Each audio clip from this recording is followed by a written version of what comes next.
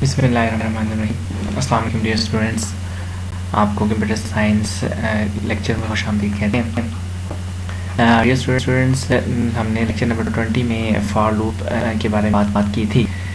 आज हम कुछ प्रोग्राम्स जो हैं उसको कल के ऊपर डेवलप करके देखेंगे और प्रोग्राम्स की मदद से हम फॉर को समझेंगे। डियर स्टूडेंट्स, जैसे मैंने लास्ट लेक्चर में उसके बारे में बात की थी, तो बेसिक उसका सिंटैक्स एक दफ़ा दोबारा से रिवाइज़ कर लेते हैं और इसके बाद फिर हम कंपाइलर के ऊपर जाके इसकी प्रैक्टिस कर लेते हैं। तो डियर स्टूडेंट्स, जैसे कि हमारे पास फॉर लूप है, फॉर लूप हमारे पास 3 हिस्सों के ऊपर मुश्तमिल होता है। इसमें फॉर के बाद जो पहला हिस्सा है वो बेसिकली इनिशियलाइजेशन कहलाती है। यानी हमने अपने सीरीज़ को जहाँ से भी स्टार्ट करना होता है बेसिकली हम उसे इनिशियलाइज़ कर सकते हैं। इसी तरह सेमीकोलन लगाने के बाद इसका दूसरा हिस्सा कंडीशन होती है। कंडीशन से मुराद ये होती है कि हम उस लूप को कहाँ तक एग्जीक्यूट करवाना चाहते हैं। और इसके बाद दोबारा सेमीकोलन के बाद तीसरा हिस्सा, अगर हमारे पास वो सीरीज़ बढ़ रही हो तो उसे हम इंक्रीज़ करते हैं, और अगर वो सीरीज़ कम हो रही हो तो उसे हम डिक्रीमेंट के ऑपरेटर की मदद से अपनी सीरीज़ को कम कर लेते हैं। और उसके बाद हम फॉर के फ़ौरन बाद जो स्टेटमेंट्स हम एग्जीक्यूट करवाना चाह रहे होते हैं हम उन स्टेटमेंट्स को एग्जीक्यूट करवा रहे होते हैं। और बेसिकली जो हमारे पास इसकी वर्किंग है, सबसे पहले इनिशियलाइजेशन जस्ट वन टाइम होती है। इनिशियलाइज होने के बाद वही वैल्यू चेक की जाती है कंडीशन के लिए। अगर कंडीशन दुरुस्त हो जाए तो उसके बाद फिर हम जो भी आपके पास कोड है उसे एग्जीक्यूट किया जाता है। उसके बाद फिर उसके हिसाब से काउंटर अपडेट हो जाता है। दैन अगेन कंडीशन अगर दुरुस्त हो जाए काउंटर के हिसाब से तो दोबारा से लूप चलाया जाता है और फिर काउंटर अपडेट हो जाता है। तो ये हमारे पास सूरत हाल चलती है यहाँ तक कि हमारे पास काउंटर अपडेट होते होते आपके पास कंडीशन फॉल्स हो जाए और यहाँ से हम अपने दूसरी कंडीशन के ऊपर हम वापस आ जाए। तो डियर स्टूडेंट्स, अब हम यहाँ से अपना डियर स्टूडेंट्स अब हम डेव C++ कंपाइलर के ऊपर मौजूद हैं। यहाँ पर हम अपना सबसे पहला प्रोग्राम एग्जीक्यूट करके देखेंगे, जिसमें हमारे पास स्टेटमेंट लिखी गई है, write a program that print Pakistan 10 times. हम इस पाकिस्तान को हम 10 टाइम्स जो है वो प्रिंट करवाना चाहते हैं। तो सबसे पहले हम प्रोग्राम को लिखने के लिए हम हेडर फाइल्स इसमें शामिल कर लेते हैं। .io.h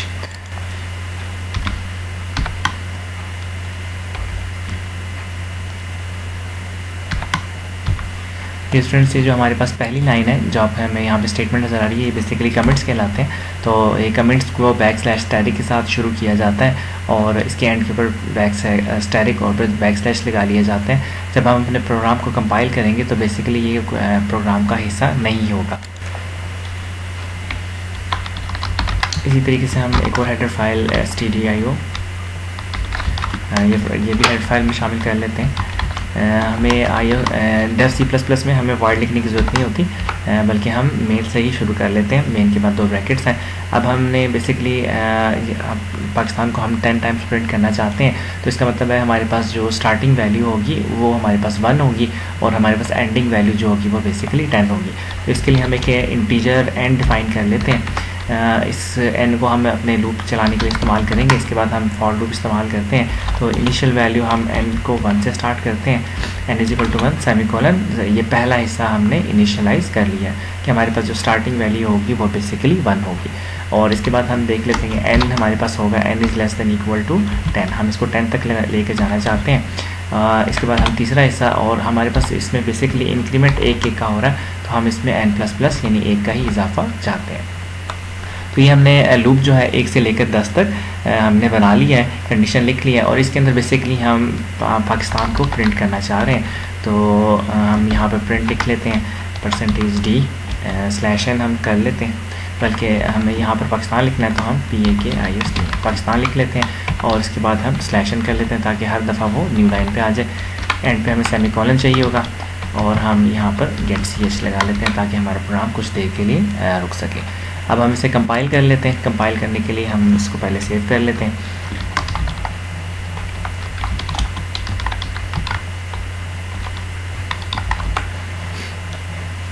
यहाँ पर एरर हमारे पास आ गया, तो हम यहाँ पर देख लेते हैं। यहाँ पर एफ मिस है, तो हम प्रिंट एफ का एफ स्पेलिंग मिस्टेक ठीक कर लेते हैं। अब यहाँ पर हमारे पास वार्निंग्स भी ज़ीरो हैं और एरर्स भी ज़ीरो हैं। अब हम इसे कंपाइल कर लेते हैं। तो जैसे ही हम इसे कंपाइल करेंगे, जैसे कि आप स्क्रीन पे देख सकते हैं, इस वक्त हमारे पास ये जो पाकिस्तान है ये 10 टाइम्स यहाँ पर हमारे पास प्रिंट हो गया। तो ये हम, क्योंकि हमने इसे 1 से लेकर 10 तक कहा था, तो हमारे पास ये 1 से स्टार्ट हुआ है और कंडीशन सबसे पहले 1 के लिए हमारे पास कंडीशन चेक हुई। कंडीशन दुरुस्त होने की सूरत में पाकिस्तान पहला प्रिंट हो गया और उसके बाद फिर इंक्रीमेंट होगी। फिर 2 के लिए दोबारा कंडीशन चेक होगी, फिर पाकिस्तान प्रिंट हुआ, फिर 3 और अप टू सॉन यहाँ तक कि हमारे पास इसकी वैल्यू 11। जैसे ही वैल्यू यहाँ पर 11 हुई, कंडीशन फॉल्स हो गई और हमारा प्रोग्राम यहाँ से एग्जिट हो गया। तो जैसे कि हम देख सकते हैं कि फॉर लूप की मदद से हमने एक ही स्टेटमेंट लिखी, लेकिन उससे हमने 10 टाइम्स जो है वो रिपीट करके देख लिया। इसी तरह हमारे पास एक और प्रोग्राम है, इसमें है हमारे पास हम एक प्रोग्राम और लिख लेते हैं जिसमें हम इवन ऑड नंबर भी प्रिंट कर लेते हैं। तो हम सबसे पहले यहाँ पर स्टेटमेंट लिख लेते हैं, write a programme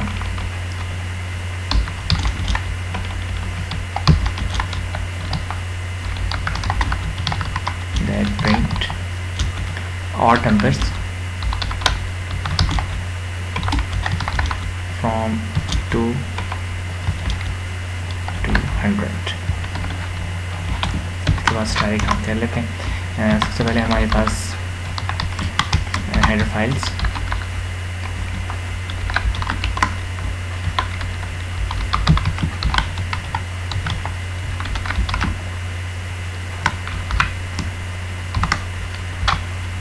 main function,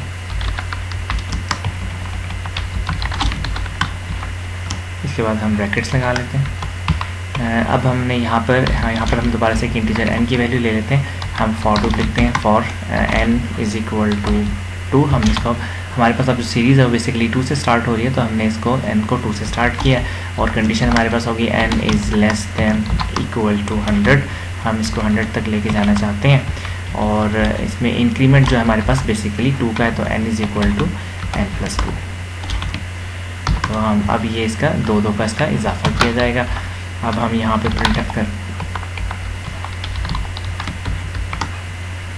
%d, हम क्योंकि इंटीजर बेसिकली ये इंटीजर वैल्यू है, हम इंटीजर के लिए हम %d लिखते हैं और न्यू लाइन हमारे पास होगी और कॉमा के बाद हम बेसिकली n की वैल्यू लिखना चाहते हैं।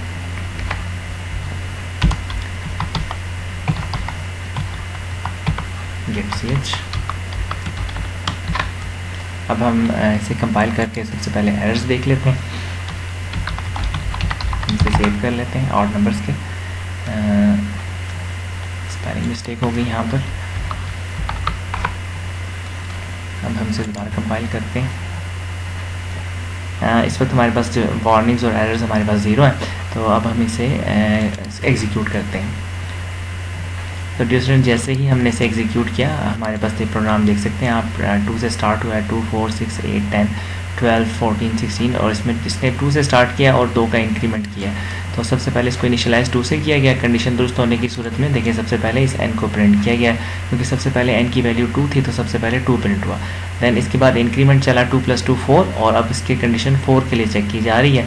इनिशियलाइजेशन अब इसके बाद इसका कोई ताल्लुक नहीं है, तो 4 के लिए जब कंडीशन दुरुस्त होगी तो अब n की वैल्यू 4 प्रिंट होगी। दैन इसके बाद 6 अप टू सॉन, यहाँ तक कि हमारे पास ये ऑड नंबर्स 100 तक हमारे पास प्रिंट हो गए।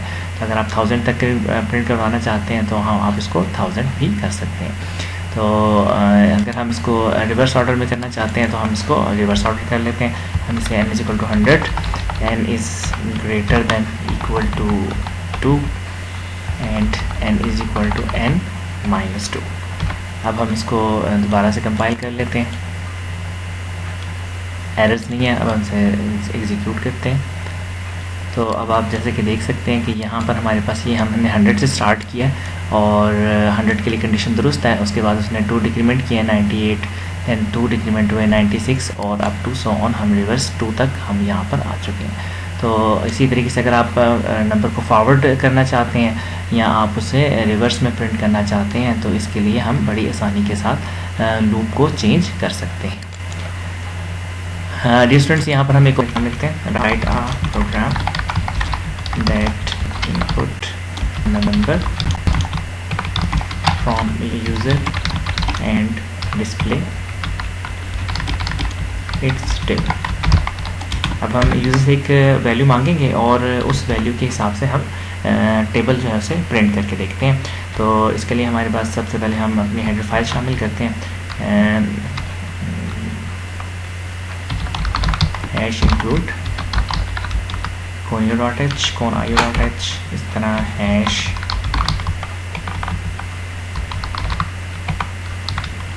इंक्लूड std io.h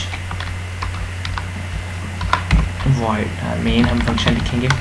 मेन लिखने के बाद हम ब्रेसेस शुरू करते हैं, ओपन और क्लोज ब्रेस। यहाँ पर हम एक इंटीजर डिफाइन करते हैं, एक टी के लिए और एक एन के लिए। बेसिकली टी में हम यूज़र से वैल्यू मांगना चाहते हैं, तो वैल्यू मांगने के लिए हमें एक प्रिंटफ का फंक्शन चाहिए होगा। उसमें हम एक सिंपल मैसेज लिखेंगे, एंटर आर टेबल नंबर। हम इसको यहाँ पर लिखेंगे सेमीकोलन। इसके बाद हम स्कैनफ कर लेते हैं %d और डबल कोटेशन के बाद कॉमा एंड हम टी में बेसिकली वो वैल्यू हासिल करना चाहते हैं।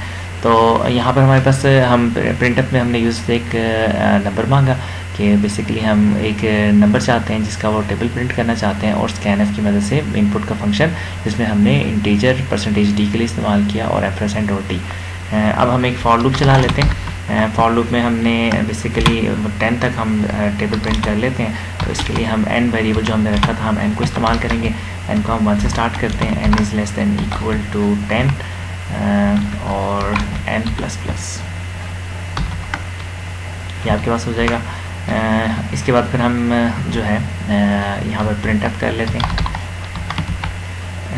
Brackets double quotation. यहाँ पर हम सबसे पहले हमारे पास जो है %d, ये हम इस्तेमाल करेंगे टेबल के लिए। इस तरह हमारे पास होता है 2 मल्टीप्लाई, तो हमारे पास ये %d हमें यहाँ पर t दिखाएगा, t की वैल्यू मल्टीप्लाई बाय 1, जो 1 बेसिकली हमारे पास फर्स्ट टाइम n की वैल्यू 1 होगी, तो 2 मल्टीप्लाई बाय 1। इसके बाद हम इक्वल लिखेंगे, 2 multiply by 1 is equal to 2।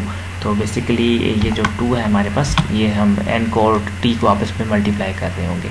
इसके बाद हम न्यू लाइन पे चले जाएंगे। अब हम सबसे पहले जो हमारा %d पहला %d है, ये हमें बेसिकली t की वैल्यू यहाँ पर चाहिए। जो दूसरा हमारे पास %d है, इस यहाँ पर हमें n की वैल्यू चाहिए, और जो तीसरा %d है वहाँ पर हमें t मल्टीप्लाई बाय n चाहिए।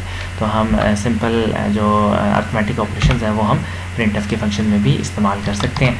इसके बाद हम गेट ch कर लेते हैं। अब हम इसको अपने प्रोग्राम को सबसे पहले कंपाइल कर लेते हैं।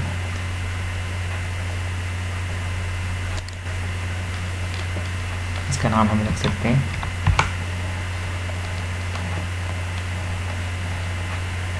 प्रिंटफ के आखिर में हम बेसिकली, अब यहाँ पर एरर जनरेट हो गया, प्रिंटफ के आखिर में हम सेमीकोलन नहीं लगाया, तो हम इसे दोबारा कंपाइल करते हैं। इस वक्त हमारे पास वो एरर्स और वार्निंग्स 0 हैं। तो अब हम इसे कंपाइल कर लेते हैं। जैसे ही हम कंपाइल करेंगे तो यहाँ पर एंटर अ टेबल नंबर, ये सबसे पहले ये प्रिंटफ फंक्शन हमें यहाँ पर नज़र आ रहा है। अब हम जो भी टेबल प्रिंट करना चाहते हैं, फॉर एग्जांपल अगर हम 6 का टेबल प्रिंट करना चाहते हैं, तो 6 लिखने के बाद जैसे ही हम एंटर प्रेस करेंगे तो यहाँ पर वो टेबल सारा जनरेट हो जाएगा। अब क्योंकि हमने n को 1 से स्टार्ट किया, तो अब आप जैसे कि यहाँ पर देख सकते हैं, यहाँ पर इसको हम यहाँ से सेलेक्ट लेते हैं। तो ये जो बेसिकली हमारे पास है, ये पहले जो वैल्यू है ये t की वैल्यू है, जो हमने यहाँ पर 6 लिखा था। तो जो हमें यहाँ पे नज़र आ रहा है, तो आपको जो पहली जो %d है वहाँ पर आपको 6 नज़र आ रहा है, और इसके बाद जो दूसरा मल्टीप्लाई स्टैरिक, आपको स्टैरिक स्क्रीन के ऊपर वैसे ही नज़र आ रहा है। फिर स्टैरिक के बाद हमारे पास जो दूसरा %d है वो बेसिकली n है। n हर दफ़ा चेंज हो रहा है, पहले दफ़ा 1 था, फिर 1 का इंक्रीमेंट हुआ 2 3 4 6 अप टू 10 तक, और जो तीसरा हमारे पास और t और n आपस में बेसिकली मल्टीप्लाई हो रहे हैं। 6 और multiply by 1 is equal to 6, 6 multiply by is equal to 12। तो इस तरीके से हमारा जो टेबल है ये हम स्क्रीन के ऊपर बड़ी आसानी के साथ प्रिंट करवा सकते हैं। तो डियर स्टूडेंट्स, उम्मीद है आपको इस टेबल की भी अच्छे तरीके से समझ आ गई होगी। अब हम एक और प्रोग्राम यहाँ पर देख लेते हैं, जिसमें हम इस write a program that input starting table starting and ending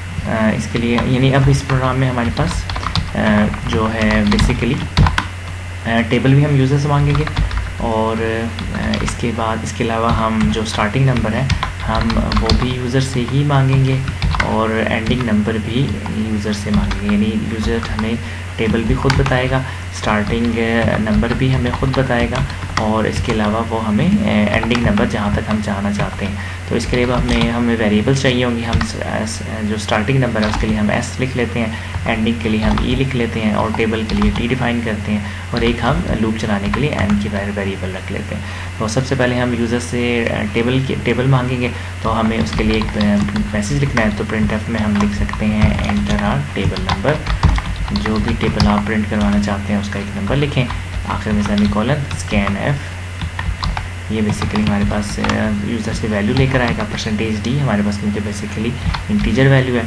हम कॉमा लगाने के बाद हम पहली जो टेबल है उसके लिए हमने वेरिएबल t डिफाइन किया, तो हम इसे वहाँ पर t पे हासिल करेंगे, सेमीकोलन। देन सेकंड जो हमारे पास जो वैल्यू है वो हम बेसिकली वो हम हासिल करना चाहते हैं स्टार्टिंग के लिए, तो हम इसे यहाँ पर मैसेज लिखते हैं एंटर स्टार्टिंग नंबर, एंड के ऊपर सेमीकोलन लगा लेते हैं, scan f।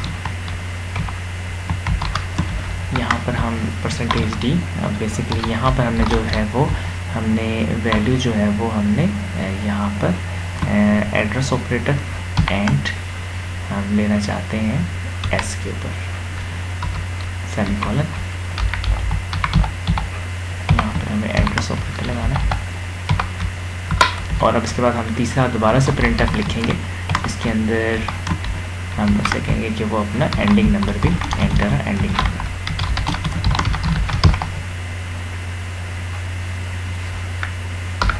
Semicolon scan f %d comma amplified and e, semicolon. अब हम यहाँ पे लूप स्टार्ट करना चाहते हैं। हम बेसिकली को हमने जो स्टार्ट करना है वो बेसिकली n को हमने स्टार्ट करना है s से, यानी यूज़र जो हमें वैल्यू बता रहा होगा हम उसको वहीं से स्टार्ट करेंगे। तो लूप के लिए हमने यहाँ पर n रखा हुआ है, तो n को हम s से स्टार्ट कर लेते हैं कि जहाँ से भी यूज़र हमें स्टार्टिंग कहेगा हम वहीं से टेबल को स्टार्ट करेंगे, और हमारे पास जो एंडिंग है वो n is less than equal to, वो हम भी बेसिकली हम यूज़र से मांग चुके हैं, और उसके लिए हमने e रखा हुआ है। यूज़र हमें यहाँ पर एंडिंग नंबर जो भी दे रहा होगा हम वहाँ तक जाएंगे, और हम एक लूप में एक एक का इंक्रीमेंट करते जाएंगे। यहाँ पर हमने दोबारा से printf की जो स्टेटमेंट है वो उसी तरीके से हम दोबारा से लिखेंगे, डबल कोटेशन %d कि हम टेबल के लिए इस्तेमाल करें, मल्टीप्लाई जो हमें टेबल में नज़र आता है, दैन %d यहाँ पर हम उसकी n की वैल्यू देख रहे होंगे इज़ इक्वल टू %d, हम यहाँ पर से मल्टीप्लाई करेंगे, /n से न्यू लाइन में चले जाएंगे, कॉमा सबसे पहले हमें यहाँ पर t चाहिए जो भी यूज़र हमें देगा, और यहाँ पर हमें n चाहिए जो हम लूप से चलाएंगे, और t और n की वैल्यू को हम आपस में यहाँ पर मल्टीप्लाई कर रहे होंगे, सेमीकोलन और गेट ch। अब हम इसे सबसे पहले कंपाइल कर लेते हैं ताकि कुछ एरर्स वगैरह हैं हम उसको देख लें, हम इसके बारे में पता चल जाए। तो हम इसे कर लेते हैं।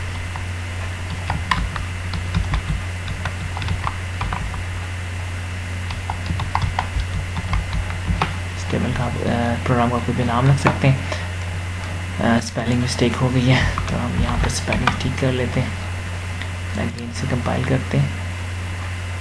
हमारे पास इस वक्त एरर्स भी ज़ीरो है और हमारे पास इसमें वार्निंग्स भी ज़ीरो है। अब हम इसे कंपाइल करते हैं। अब सबसे पहले हमारे पास जी देखिए printf में सबसे पहले मैसेज एंटर अ टेबल, तो ये हमारे पास सबसे पहले टेबल आ गया है। हम यहाँ पर अगर 3 का टेबल प्रिंट करना चाहते हैं तो हम यहाँ पर 3 लिखेंगे। जैसे ही एंटर प्रेस करेंगे तो इसके बाद ये 3 जो है बेसिकली टी में स्टोर हो चुका होगा। अब इसके बाद दूसरा हमारे पास जो printf का मैसेज है वो यहाँ पर आ गया एंटर स्टार्टिंग नंबर। हम फॉर एग्जांपल 8 से टेबल को स्टार्ट करना चाहते हैं तो हम यहाँ पर 8 लिख देते हैं। इसके बाद जैसे ही आप एंटर प्रेस करेंगे तो ये 8 की जो वैल्यू है वो एस में चली जाएगी और एंडिंग नंबर हम इसका एंडिंग नंबर जो है हम इसको बेसिकली 20 तक प्रिंट करवाना चाहते हैं।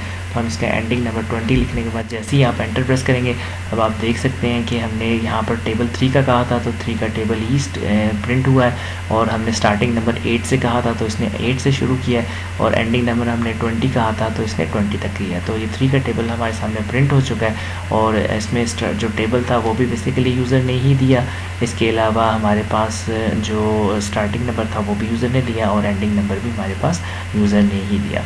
तो डियर स्टूडेंट्स, उम्मीद है आपको फॉर लूप की अच्छे तरीके से समझ आ गई होगी।